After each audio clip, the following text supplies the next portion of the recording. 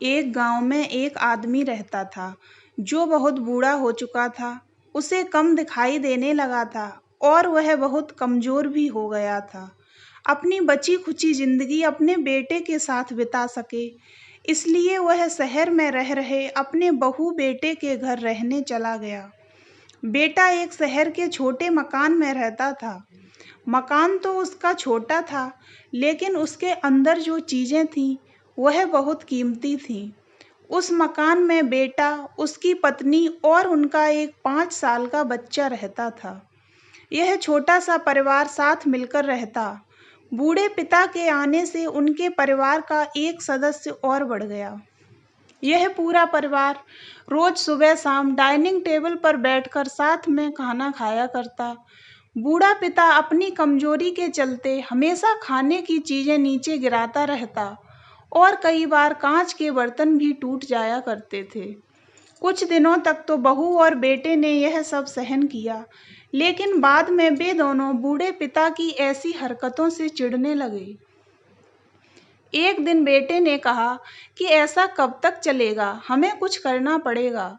उसकी पत्नी भी इस बात से सहमत हुई। अगले दिन बेटा कहीं से एक पुराना मेज लेकर आया और घर के एक कोने में उसे लगा दिया और अपने पिताजी से कहा कि आप यहीं पर बैठकर खाना खा लिया कीजिए। उन्होंने एक लकड़ी का बर्तन भी बनवाया जिसमें वे अपने बूढ़े बाप को खाना देने लगे। अपने कांच के कीमती बर्तन बचाने के लिए अपने बूढ़े बाप को लकड़ी का बर्तन देने में उन्हें जरा भी शर्म नहीं आई। अब खाने का समय जब जब होता तो बूढ़ा बाप एक कोने में बैठकर खाता और बाकी का परिवार डाइनिंग टेबल पर खाना खाया करता। डाइनिंग टेबल पर बैठे बैठे दोनों पति पत्नी कभी कभी बूढ़े बाप की तरफ देख लिया करते। बूढ़े बाप की आंखों में उन्हें आंसू भी नजर आते, मगर उन पर जैसे कोई असर ही नहीं होता। उनका पोता भी यह नज़ारा हमेशा देखता और वह अपने में ही खोया रहता। एक दिन जब पति पत्नी डाइनिंग टेबल पर बैठकर खाना खा रहे थे, तब उनका बच्चा जमीन पर बैठकर कुछ कर रहा था। उन दोनों ने बच्चे के हाथ में लकड़ी का टुकड़ा देखा, लेकिन उन्हें कुछ समझ में नहीं आया कि बच्चा लकड़ी के टुकड़े के साथ क्या कर रहा है। जब बच्चे के पिता ने उससे पूछा कि बेटा आओ खाना खा लो, तुम नीचे बैठकर क्या कर रहे हो, तब बच्चे ने भोलेपन से कहा, अरे मम्मी पापा, मैं आप दोनों के लिए लकड़ी का बर्तन बना रहा हूँ ताकि आप लोगों को जब आप बूढ़े हो जाओ तो इनमें खाना दे सकूं। अपने नादान बेटे द्वारा की गई सहज बात दोनों के दिल में तीर की तरह उतर गई।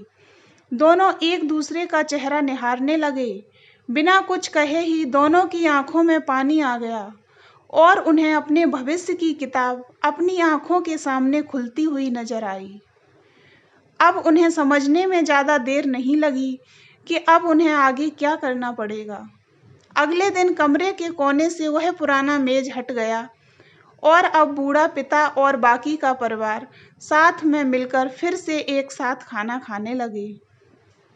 बूढ़े की कमजोरी की वजह से हो रही गलतियां भी अब किसी को नहीं चिढ़ाती थी। तो दोस्तों, अगर आपको ये कहानी अच्छी लगी हो तो वीडियो को लाइक करें और हमारे चैनल को सब्सक्राइब अवश्य करें।